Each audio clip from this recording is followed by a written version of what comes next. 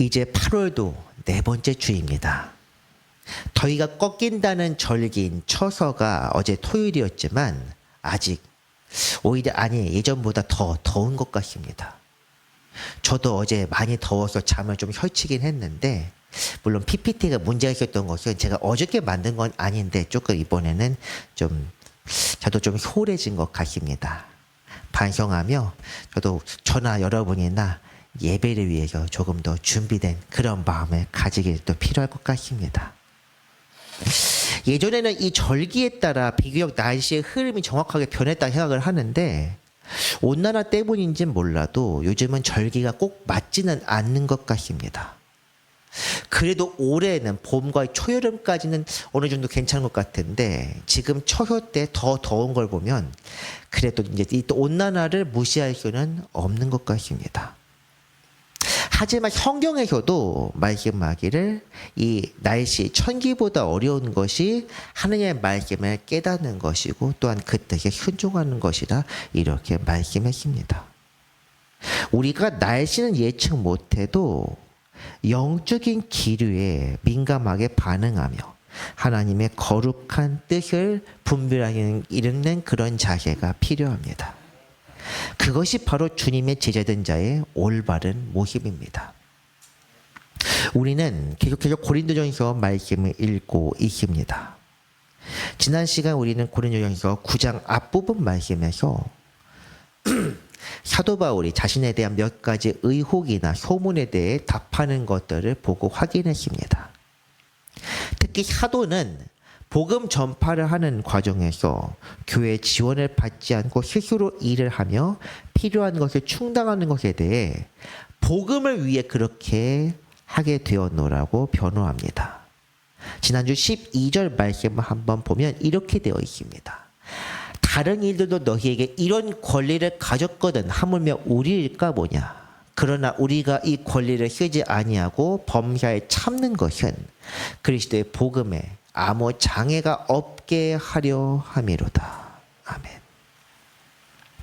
이방교회에서 사도가 교회 지원을 받는 문제를 두고 혹시라도 다른 생각이나 의욕을 품지 않도록 사도는 마땅히 받아야 할 것도 포기하고 복음을 위해 헌신했습니다. 그리고 이어지는 13절과 14절 내용 보면은 성전에 일을 하는 사람들과 제단에서 섬기는 사람들이 이 함께 나누는 것에 나눈다 이런 말과 함께 주님께서 복음 전하는 자들이 복음으로 말미암아 살리라고 명하셨다는 말씀을 합니다. 복음으로 인하는 모든 사람이 복음을 통해 사는 것이 그리고 그것과 함께 나누는 것이 당연한 일임을 강조하고 있는 것이 바로 우리 지난 시간 말씀입니다. 하지만 앞서 12절에서 말한 것처럼 사도는 이 마땅한 품삯을 이제로 받는 대신 복음에 대해 필요한 자신의 사명을 분명히 드러내는데 자신의 삶을 헌신하겠다. 그것이 바로 오늘의 말씀입니다. 이제 오늘 본문 첫 부분인 15절 말씀을 한번 보겠습니다.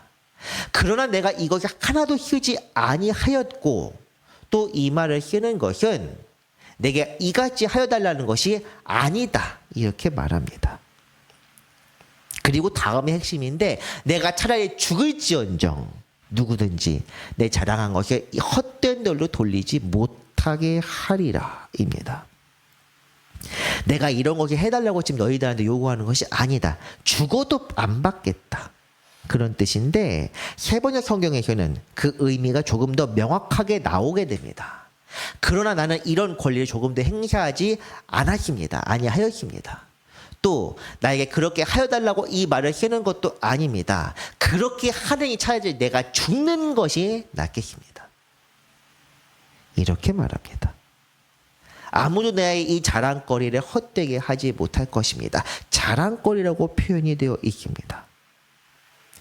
사도 바울도 어느 정도 고집스러운 면모가 꽤 강한 편이긴 하지만 적어도 이 부분은 고집을 부린다든가 호신이라기보다는 살해나 보수를 받게 되었을 때 또 생길 수 있는 온갖 공격과 비난을 받을 수 있다는 점.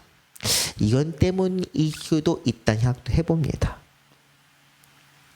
사도 바울이 사역을 하면서 온갖 어떤 종류의 음해와 공작에 시달렸는지 사실 우리는 다 알지 못하지만, 그가 고린도전서뿐 아니라 여러 성경에서 자신의 변호한 내용들 보면은 참 어느 정도 이제 짐작해 볼 수는 있을 것 같습니다.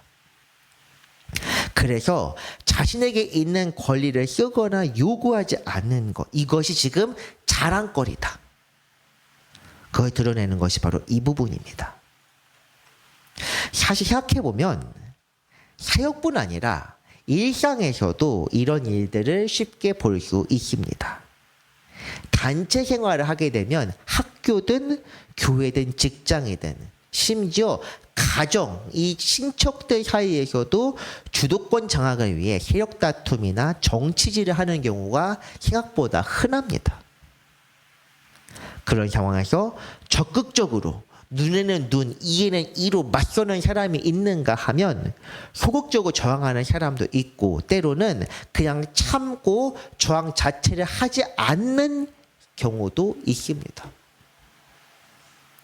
사도 바울은 굳이 따지자면 맨 마지막 경우입니다.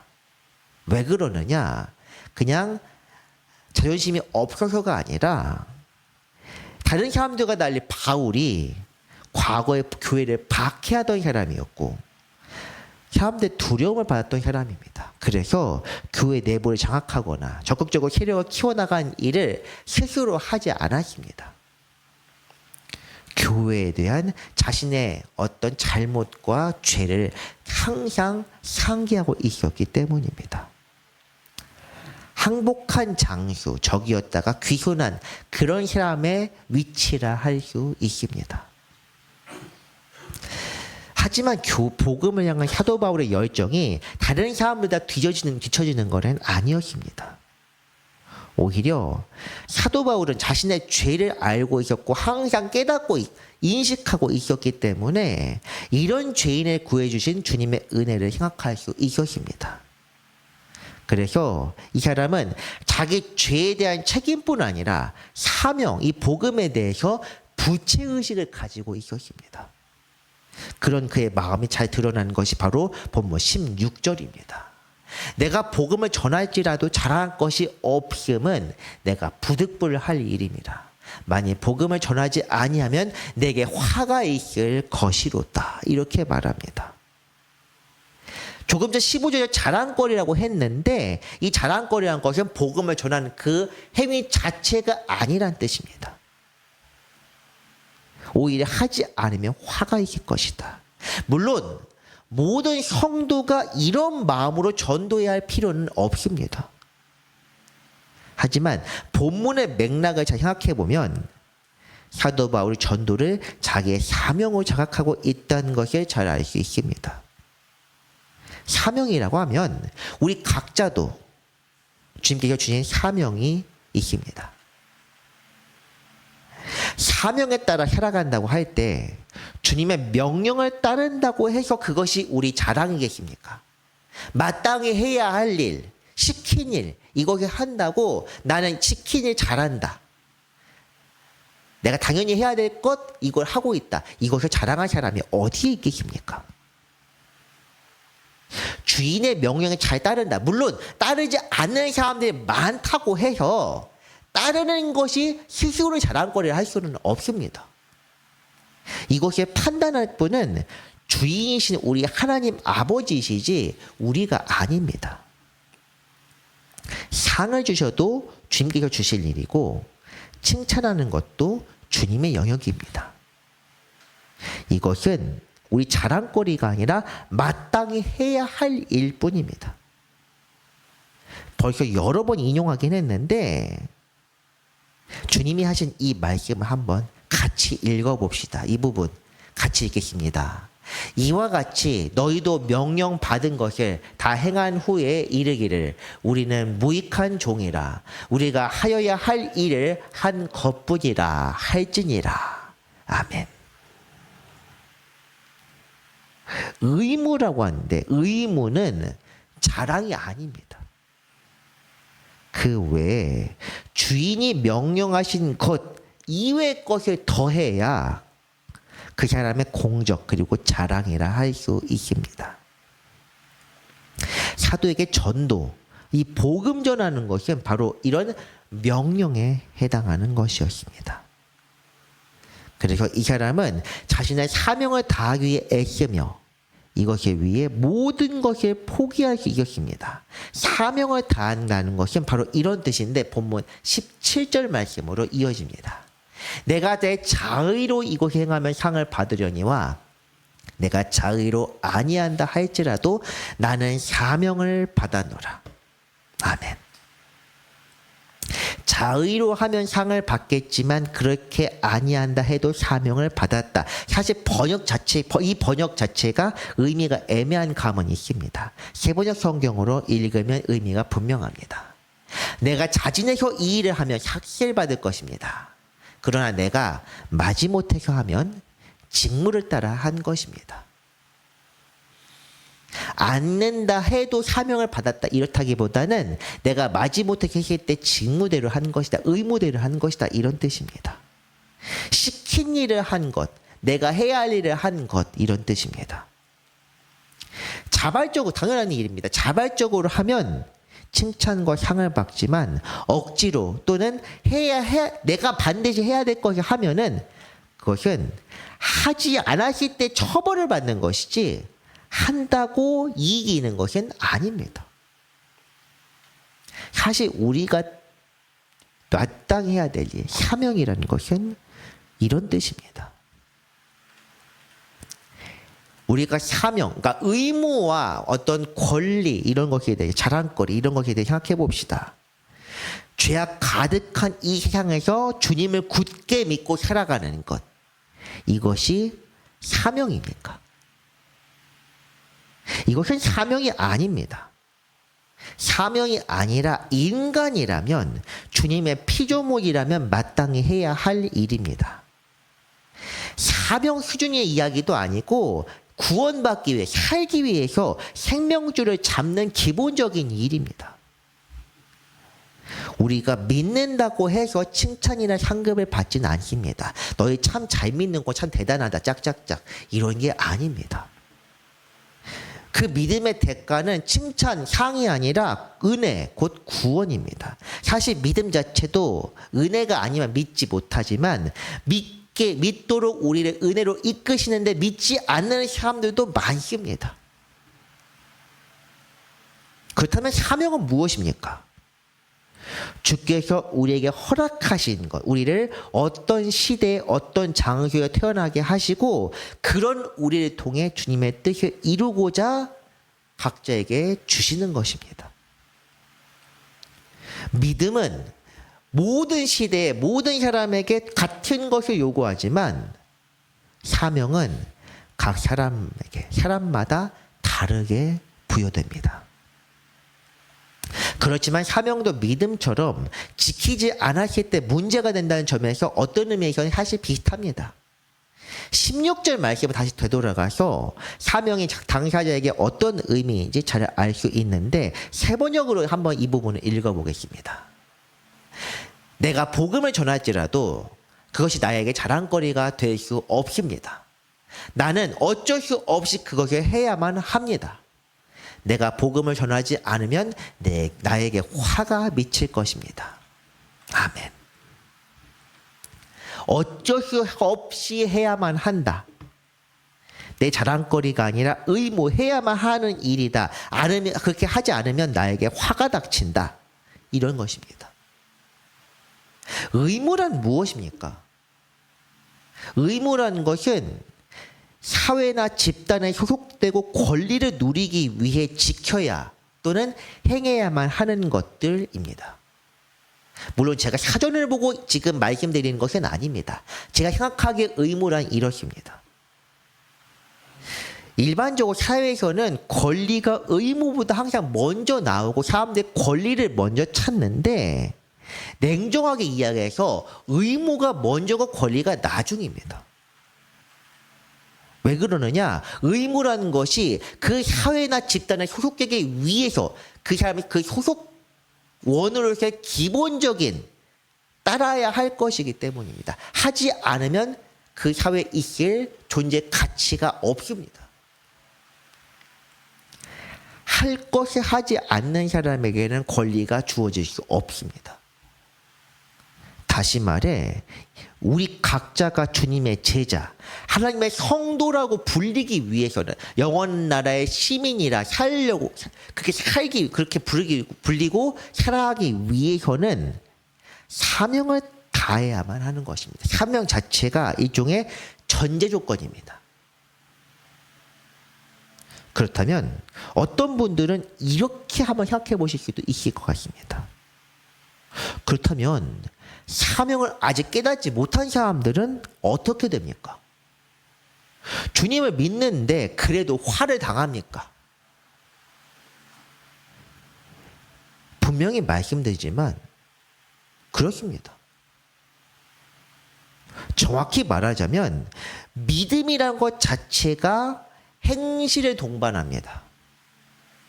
이 행실은 선행, 곧 자기 행위를 통해 세상에 하나님께 영광을 돌리게 하는 그런 선한 행실과 주님의 뜻을 찾고 그분께 나아가는 영적인 교류, 양쪽 모두를 뜻합니다. 앞서 말씀드린 것은 산상수훈에서 우리 주님의 가르침 중에 있습니다. 너희 행실을 통해 사람들이 하나님께 영광을 돌리게 하는 것. 후자는 예레미야에서 찾아볼 수 있는데 한번 말씀 한번 보겠습니다. 너희가 내게 부르짖으며 내게 와서 기도하면 내가 너희들의 기도를 들을 것이요. 같이 읽겠습니다. 너희가 온 마음으로 나를 구하면 나를 찾을 것이요. 나를 만나리라. 아멘. 기도하는 것. 주님의 뜻을 찾고 주님을 찾는 것. 내게 부르짖는다고 이렇게 되어 있는데 이것은 내 생각과 가치관 대신 주님의 거룩한 뜻을 찾는다는 뜻입니다. 보통 부르짖는 때가 어느 때입니까? 힘들 때, 고난받을 때, 박해받을 때, 어려운 일을 당할 때, 곤란하고 힘든 처지에 있을 때 사람들은 주님께 부르짖습니다. 그런데 일반적으로 사람들은 주님께 기도도 하지만 자기 경험과 지식에 따라 이런 문제를 어떻게든 내 방식대로 해결해 보려고도 합니다. 하지만 믿는 사람이라면 하나님의 자녀라고 불리려면 문제 앞에서 하나님께 의지하고 그분의 뜻을 먼저 살펴야 합니다. 문제를 해결할 능력이 있고 없고 그런 문제가 아닙니다. 내가 무능력하고 내 힘으로 안 될 때 주님께 부르짖어야 한다. 이거 아닙니다. 내가 이것을 할 수 있으면은 이런 것들은 내가 처리하고 내가 할 수 없는 것만 하나님께 이야기해야겠다. 이렇게 살았던 사람이 유다 왕 중에 있었는데 바로 아하스 왕입니다. 아하스 왕이 이렇게 했습니다. 제단을 2개 만들어 놓고 일상적인 것은 이쪽 제단에서 하고 내가 힘든 것도 하나님의 뜻을 뭔가 찾아야 됐다 싶으면은 그건 하나님의 제단에서 하겠다. 제가 지금 말하는 거 우습게 들리지 않습니까? 그런데 우리도 그렇게 살고 있습니다. 내가 어떻게든 해보고 이런 것과 주님께 의지할 필요가 있을까? 하면서 내가 안 되는 것만 주님을 찾습니다. 그래서 자녀들이 수능 볼 때 혹은 사업이 잘 되지 않을 때 새벽기도 나오기 시작합니다. 이런 것들은 좋은 태도가 아닙니다. 우리가 일상에서 항상 주님을 찾고 주님께 부르짖고 주님께 나아갈 때 하나님께서 만나주시며 그분의 방식대로 우리의 삶을 이끌어 주십니다. 내 방식대로 써보고 안 되는 거 주님께 의지하는 것이 아니라 내 방식을 아예 내려놓고, 이건 내려놨다고 해서 틀린 말은 아니겠지만 이왕이면 포기하고 하나님의 뜻을 따라 살아가는 것, 이것이 바로 하나님의 자녀입니다. 조금 전 사명을 아직 깨닫지 못한 사람들, 이런 사람들에 대한 질문에 답하자면 사명이란 우리를 향한 주님의 뜻입니다. 우리를 지금 이 땅에 이 때에 태어나게 하신 이유가 바로 사명입니다. 그 목적. 우리가 주님의 나라를 생각하며 뿜은 뜻과 꿈을 흔히 비전이라고 이렇게 부르는데 사실 비전이라고 하는 것은 하나님의 사명과 일치될 때 비로소 의미가 생깁니다. 그냥 하나님과 관계없이 내가 꿈을 꾸는 것은 속된 말로 개꿈입니다. 내 생각에 따르면서 내가 하나님 나라에서 이런 것을 한번 해보겠다. 사울왕 이런 거 참 잘했습니다. 하지만 그의 결말은 어떻게 됐는지 여러분도 잘 아실 것이라 생각합니다. 내 생각에 따르는 것이 아니라 하나님께서 우리에게 주신 뜻 생각하며 그 뜻대로 살고 순종하는 것, 이것이 바로 사명입니다. 그렇기에 사명을 깨닫지 못하고 살아가고 있다는 것, 이것은 하나님의 뜻을 구하지 않았거나 혹은 아직 때가 차지 않아서 깨닫지 못하고 있다. 이 둘 중에 하나일 것입니다. 만약 하나님의 뜻을 구하지 않았다면 그 사람은 제대로 된 신앙생활을 하지 않는 것입니다. 아직 때가 차지지 않아서 깨닫지 못했다. 이것은 하나님께 그 판단, 하나님께 그 삶을 맡기도록 합시다. 내가 아직 잘 모르겠습니다. 그럴 때 바로 주님께 부르짖으면 됩니다. 말씀을 듣는 분들 중에서도 아직 사명을 잘 모르겠다는 분들은 이 예레미야 말씀 29장 12절 13절 말씀입니다. 제가 이렇게 자막을 다시 한번 달아놓겠습니다. 이 말씀을 의지하여 주께 간구해 봅시다. 주께서 우리에게 필요한 것들을 말씀해 주시고 지도해 주시기를 바랍니다. 사도 바울의 경우는 사실 사명을 장악하게 된 계기가 극적입니다. 애초에 바울은 과거 주님을 박해하고 이를 위해 다메섹으로 향하고 있었습니다. 이미 스데반을 비롯한 여러 사람들을 죽이고 또는 잡아 가두고 그리고 이제 다른 지역까지 원정을 나가던 도중 주님을 만나 회심한 사람입니다. 주님을 처음 만났을 때 이 사람의 눈이 멀었습니다. 그런데 다메섹에 도착하여 주님의 제자 아나니아라는 사람의 안수로 고침을 받았고 세례를 받았으며 주의 제자가 돼서 교회와 교류하게 되었습니다. 이후에 사도 바울이 사역을 시작하게 된 것은 안디옥에서 처음 파송을 받았는데 그 사역을 시작하기 전 고향 다소로 그 사람은 내려가 있었습니다. 내려가기 전에 그는 예루살렘에서 사도들을 보고 그들 중 일부와 교류를 했는데 그때 하나님께서 그에게 사명을 분명히 깨닫게 하신 것으로 보입니다. 그에 대한 기록이 사도행전 22장에 나와 있습니다. 후에 내가 예루살렘으로 돌아와서 성전에서 기도할 때 황홀한 중에 봄에 주께서 내게 말씀하시되 속히 예루살렘에서 나가라. 그들은 내가 내게 대하여 증언하는 말을 듣지 아니하리라 하시거늘 그 다음에 바울이 무슨 말을 했습니다. 그리고 나더러 또 이르시되 떠나가라. 내가 너를 멀리 이방인에게로 보내리라 하셨느니라. 아멘. 이 말씀을 듣고 바울은 고향 다소로 내려갔습니다. 바울을 이방으로 보낸 것은 같은 교회 사람들에게 배척받게 될 것을 주께서 알고 계셨기 때문입니다. 그들이라고 되어 있는 이 그들은 유대사는 믿지 않는 자가 아니라 믿는 자도 마찬가지입니다. 그래서 이 사이의 말씀 사실 제가 따로 읽진 않았지만 주여 이 사람들은 제가 스데반을 죽인 주의 증인 스데반을 죽인 것을 알고 있습니다. 교회 안에 있는 사람입니다. 그래서 그는 주님께서 사명길을 열어주실 때까지 고향 다소에 칩거하며 복음의 신비를 깨닫고 주님과 교류를 했는데 이 기간이 몇 년인지 아십니까? 13년입니다.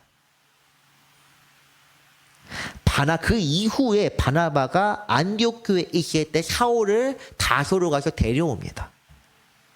그리고 그와 함께 전도 순회를 하며 예루살렘 교회에 보고할 때가 처음 바울이 회심한 이후 14년이나 지났습니다.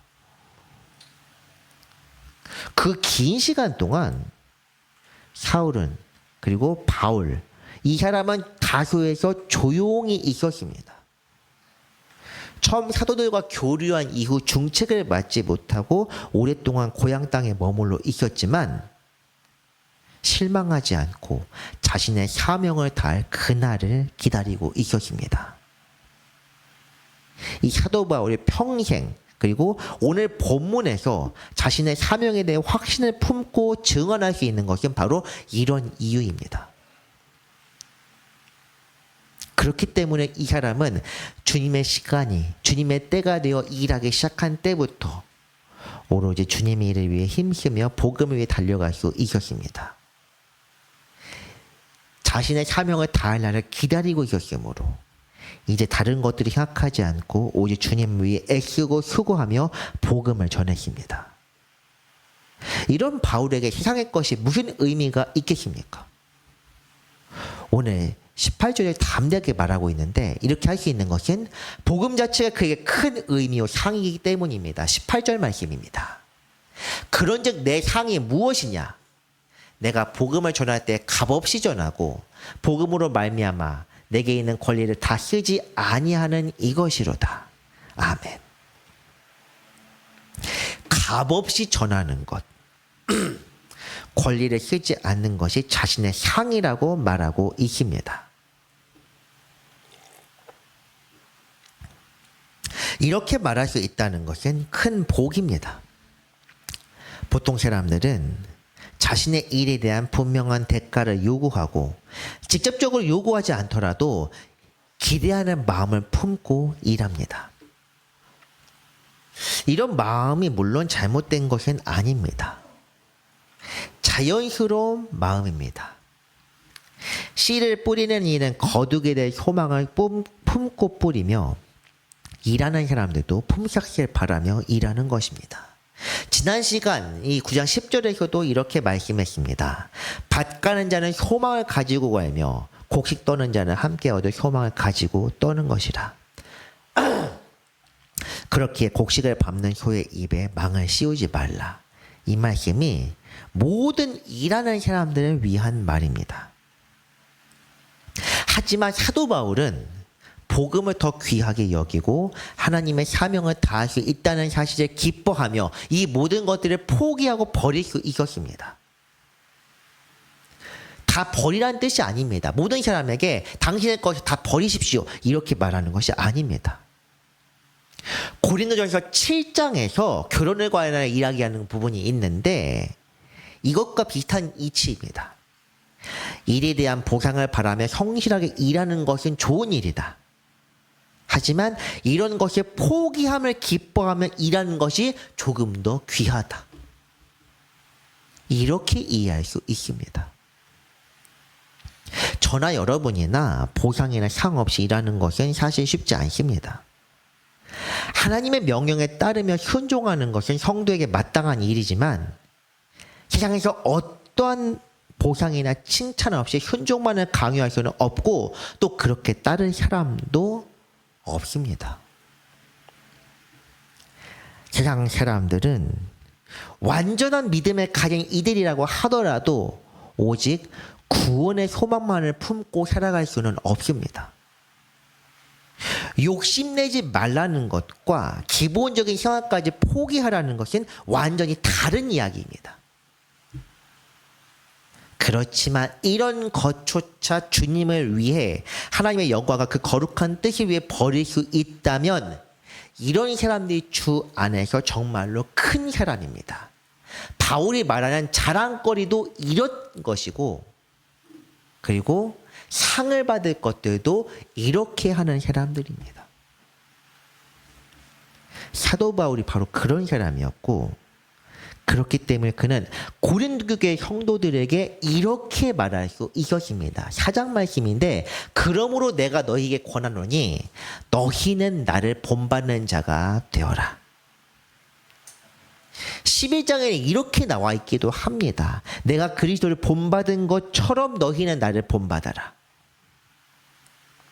이런 말은 그가 스스로를 높이는 것이 아니라 사도가 복음을 위해 헌신하며 성도들의 마음을 품고 기도하는 사람이었기 때문에 할 수 있는 말입니다. 제가 목사라고는 하지만 저는 이런 말을 할 수 없고 아마 앞으로도 감히 이렇게 말하기 쉽지 않으리라 생각합니다. 하지만 그러나 교회 지도자라면 이런 마음을 품고 성도들 향한 담대히 외칠 수 있어야 하는 것은 맞습니다. 당신들은 나를 본받으십시오. 저도 이런 사람이 될 수 있었으면 좋겠습니다. 중요한 건 사람들 앞에 권위를 내세우는 것이 아니라 선한 행실을 통해 그 사람 내면에 성령께서 일하시게 하는 것입니다. 사도 바울은 이런 선행이 삶 전체 드러나는 사람이었고 주를 위해 자신의 권리조차 기쁘게 포기할 수 있는 사람이었습니다. 그가 복음을 위해 무엇을 포기하고 또한 어떻게 살았는지, 이 사람이 그러면서 바랐던 것은 무엇인지 다음 시간 본문을 통해 저 자세히 알아보도록 하겠습니다. 말씀을 정리합니다. 사명은 하나님께서 각 사람에게 주시는 명령이며 의무입니다. 사명을 다하는 것은 성도로서 기본적인 의무이며 순종하지 않는 이에게는 진노의 화가 있게 될 것입니다. 이를 위해 우리는 항상 하나님의 뜻을 구하며 각자의 사명을 깨닫고 겸손히 주 앞에 순종하는 삶을 살아야 합니다. 그렇게 되었을 때 내 욕심과 자아가 사라지고 주님을 위해 모든 것을 버릴 수 있는 사람이 될 것입니다. 저나 성도 여러분들이 이런 삶을 사모하며 주 앞에 더 낮아지고 신실한 삶을 살아가시기를 간절히 바랍니다. 기도하겠습니다. 은혜롭고 거룩하신 주님, 우리에게 성령을 보내사 우리를 통해 주 뜻을 이루어 가시니 감사드립니다. 오늘도 우리가 주님의 뜻을 찾고 그 뜻대로 살고자 간구합니다. 우리의 기도를 들으시고 응답하사 우리 각자가 주께 주신 명령을 생각하게 하옵소서. 우리 자신을 위해 살지 않게 하시고 오직 주님을 위해 주님의 거룩한 나라와 영광을 위해 헌신할 수 있도록 우리를 붙들어 주옵소서. 선하시고 인자하신 구주 예수 그리스도의 이름으로 기도합니다. 아멘.